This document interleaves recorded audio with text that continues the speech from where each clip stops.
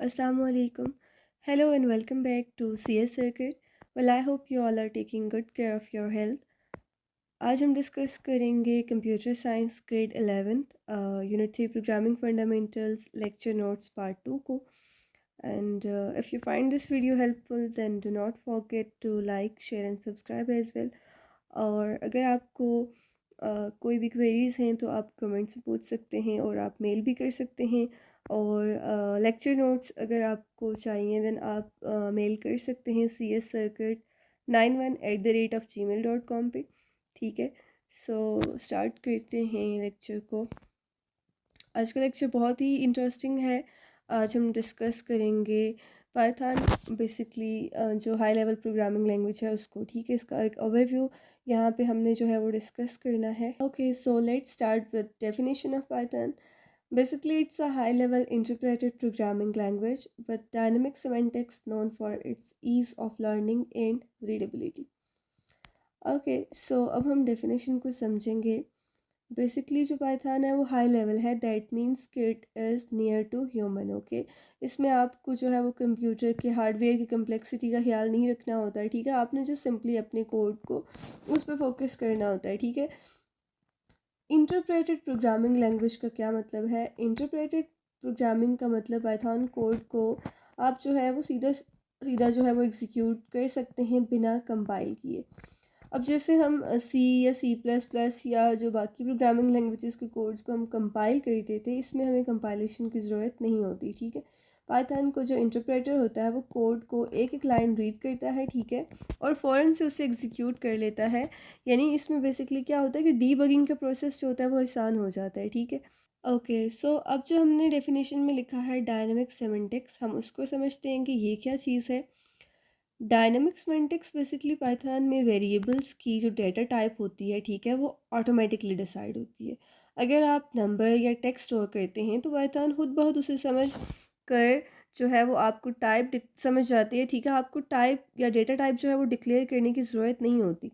अब टाइप यहाँ पे क्या चीज़ है? टाइप, हम डेटा टाइप की बात कर रहे हैं। ठीक है, जब आप सी या C++ में कोड लिखते हैं तो आपने देखा होगा कि जब आपको वेरिएबल्स डिक्लेयर करवाते हैं, अगर वो इंटीजर टाइप हैं या अगर वो फ्लोटिंग पॉइंट जो है वो टाइप हैं, या अगर वो कोई जो है वो कैरेक्टर्स हैं, तो आप हर एक जो है वो वेरिएबल के लिए एक टाइप लेते हैं। अगर आपने जैसे इंटीजर्स लेने तो आप इन डेटा टाइप लेते हो, अगर आपने फ्लोटिंग पॉइंट लेने तो आप फ्लोट लेते हो। तो बेसिकली आपको पाइथन में जो है वो डेटा टाइप खुद से लिखने की ज़रूरत नहीं पड़ती। ठीक है, और बेसिकली पाइथन का जो सिंटैक्स होता है वो बहुत ही सिंपल और रीडेबल है। ठीक है, इसमें इसकी जो कोडिंग है उसको सीखने के लिए बेसिकली आप सिंपली जैसे हमारी जो नेचुरल लैंग्वेज होती है उसी तरह से हमारा जो है वो पाइथन का कोड भी होता है। ठीक है, and basically it's a widely use programming language. Introduce जो है वो पाइथन हुई थी 1992 में। ठीक है, को जो इसका सिंटैक्स है वो सिंपल है, ये हम ऑलरेडी डिस्कस कर चुके हैं। ठीक है, हाई लेवल है, ऑब्जेक्ट ओरिएंटेड है और यूज़र फ्रेंडली है। ठीक है, अब इसको जो यूज़ है वो डेटा एनालिटिक्स में भी है, मशीन लर्निंग में, सॉफ्टवेयर डेवलपमेंट में। ठीक है, और बहुत सारी एप्लीकेशंस हैं पाइथन की। ये हमने जो सिंटैक्स की बात है, इसका जो सिंटैक्स होता है वो हम ऑलरेडी जो है फर्स्ट स्लाइड में भी डिस्कस कर चुके हैं। It's basically similar to English. ठीक है, और इसको रीड करना, इसको समझना बहुत ही आसान है। ठीक है, हम बेसिकली जो है वो सिंपली कोड को देखते ही हम समझ सकते हैं कि इस कोड में क्या हो रहा है। ठीक है, और ओपन सोर्स प्रोग्रामिंग लैंग्वेज है। ठीक है, यूज़र फ्रेंडली है, हर जो कोई भी इसको यूज़ कर सकता है, समझ सकता है। ठीक है, अवेलेबल है बेसिकली ये ऑनलाइन, और developers world wide share their experiences and solutions as well. अब हम बात करते हैं पाइथन की एप्लीकेशंस के बारे में। ठीक है, इसकी जो है वो बहुत ही अगर हम बात करें तो एप्लीकेशंस इसकी बहुत ज़्यादा हैं। ठीक है, मशीन लर्निंग में अगर हम देखें, मशीन लर्निंग में जहाँ आर्टिफिशियल इंटेलिजेंस और स्मार्ट सिस्टम्स बनाए जाते हैं। ठीक है, उसके अलावा जो है वो डेटा एनालिसिस में या डेटा एनालिटिक्स की अगर हम बात करें तो उसमें जो है वो डेटा एनालिसिस के लिए बहुत ज़्यादा हेल्प आउट करता है। सॉफ्टवेयर डेवलपमेंट में अगर हम देखें, एप्लीकेशंस और वेबसाइट्स डेवलप करने के लिए। ठीक है, and it can also be used for graphic design and creating applications. Okay, अब हम अगर बात करें पाइथन के आईडीई के बारे में। IDE basically integrated development environment, ठीक है। पाइथन का जो आईडीई है उसे हम आइडल कहते हैं, ठीक है। अब हम देखते हैं कि हम ये आइडल क्या है और हम जो है वो इसको कहाँ से डाउनलोड कर सकते हैं, ठीक है। आपकी जो बुक है उसमें भी एक लिंक जो है वो वहाँ पे मेंशन किया गया था, उसको मैंने यहाँ वीडियो में भी जो है वो मेंशन किया है। आप इसको डाउनलोड कर सकते हैं python.org डाउनलोड से, ठीक है। बेसिकली सिंपल और एक इंटरफेस है, कमांड लाइन इंटरफेस है, ठीक है। और इसमें एक इंटरेक्टिव जो है वो कंसोल शामिल है। आप जो है वो कमांड्स को कंसोल पे डायरेक्टली भी लिख कर या पूरा कोड एक फ़ाइल में लिख कर भी रन कर सकते हैं, ठीक है। उसके अलावा अगर हम बात करें तो ऑनलाइन आईडीईज़ भी मौजूद हैं जो बिना इंस्टॉल किए बेसिकली यूज़ किए जा सकते हैं, जैसे कि रेपलेट है या गूगल कोलैब को अगर हम देख लें, ठीक है। ओके, सो जो पाइथन का आईडी ही है रेपलेट, उसको हम डिस्कस करेंगे यहाँ पे। ऑनलाइन आईडी रेपलेट को, रेपलेट basically online Python integrated development environment है जिसको आप अपने सिस्टम में इंस्टॉल किए बगैर यूज़ कर सकते हैं, ठीक है। बहुत ही यूज़र फ्रेंडली है ये, ठीक है, और बिगनर फ्रेंडली एज वेल। अब इसमें हम जो है वो किस तरह से जो है वो हम अपना अकाउंट लॉगिन कर सकते हैं। आप जीमेल से कर सकते हैं, ठीक है। या करने के बाद आपने जो है वो क्रिएट REPL बटन पे क्लिक करना होता है, ठीक है, जो कि आपको नया प्रोजेक्ट बना के देता है, ठीक है। अब जो रेपलेट का इंटरफेस है इसमें प्रोजेक्ट नेम यानी कि आपने हर प्रोजेक्ट का एक बेसिकली नाम होता है जो आप डिफ़ाइन करते हैं, ठीक है। उसके बाद फ़ाइल नेम आ जाता है, आपका कोड जिस फाइल में है, ठीक है, उसका नाम। रन बटन पे आपने जो है वो क्लिक करना होता है और उसके बाद जो आपकी कोड का आउटपुट है, ठीक है, वो आपको कंसोल एरिया में नज़र आता है, ठीक है। इसके अलावा गूगल कोलैब भी जो है वो फ्री क्लाउड बेस्ड प्लेटफॉर्म है। इस पे भी आप जो है पाइथन के कोड को एग्जीक्यूट कर सकते हैं, ठीक है। जो है ये भी यूज़र फ्रेंडली है, ठीक है, और डेटा साइंटिस्ट रिसर्चर्स बेसिकली इसको भी यूज़ करते हैं, ठीक है। और इसमें भी जो है वो आपको इंस्टॉलेशन की रिक्वायरमेंट नहीं है, basically run entirely on the cloud.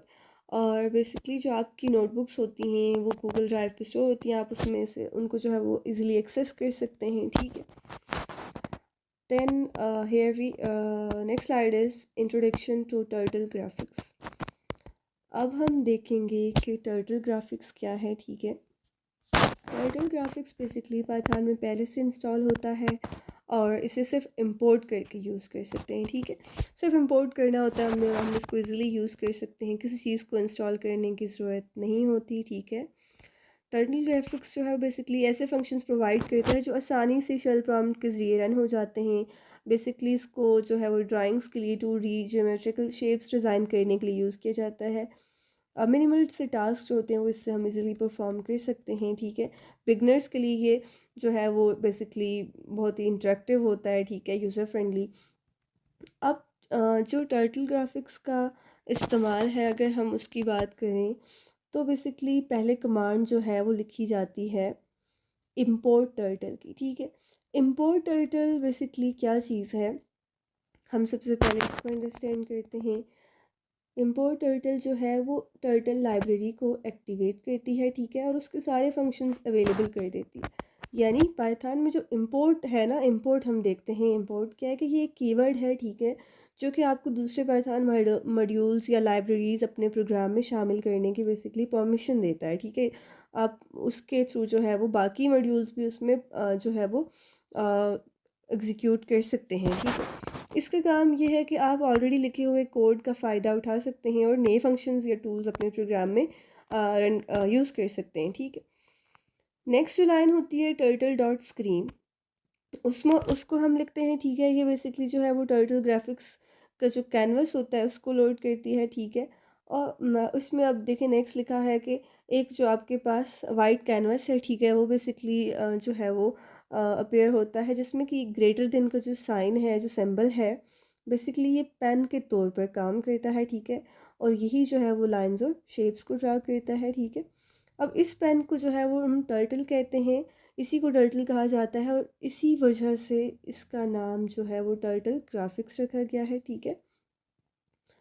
अब अगर हम देखें कैनवस और कलर सारे साइज़ करना किस तरह से किया जाता है, ठीक है।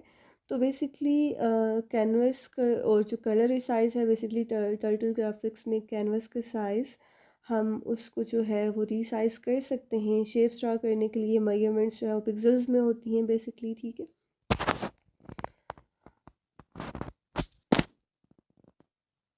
अब हम देखते हैं एग्ज़ाम्पल को। कोड एग्ज़ाम्पल के साथ आपको जो है वो ज़्यादा जो है वो क्लियर अंडरस्टैंडिंग हो जाएगी। और ये कोड बेसिकली आपकी बुक से ही लिया गया है, ठीक है, जो आपकी बुक के लेक्चर में मौजूद है। इसमें जो फर्स्ट लाइन है उसमें लिखा है इम्पोर्ट टर्टल। इम्पोर्ट टर्टल को हम ऑलरेडी भी एक्सप्लेन कर चुके हैं, बट हम यहाँ पे कोड को अंडरस्टैंड करें तो ऑब्वियसली इसको मैं अगेन एक्सप्लेन करूँगी।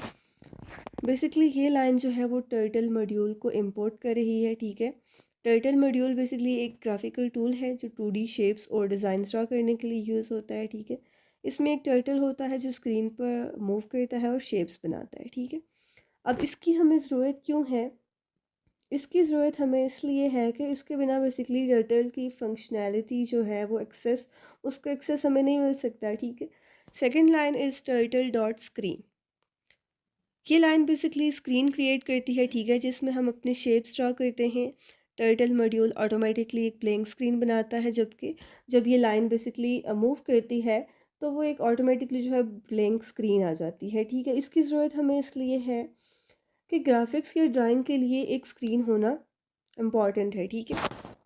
Then next line is turtle dot screen size, और यहाँ पे जो साइज़ मेंशन है वो है 200, 150, कर्ल।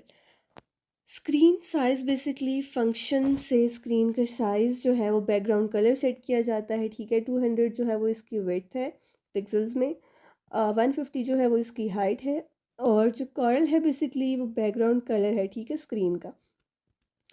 अब इससे जो हमें रिज़ल्ट जो होगा वो ये होगा कि स्क्रीन जो है वो 200 इंटू 150 का एक साइज़ रखेगी, ठीक है, और बैकग्राउंड कलर उसका होगा कॉरल, ओके।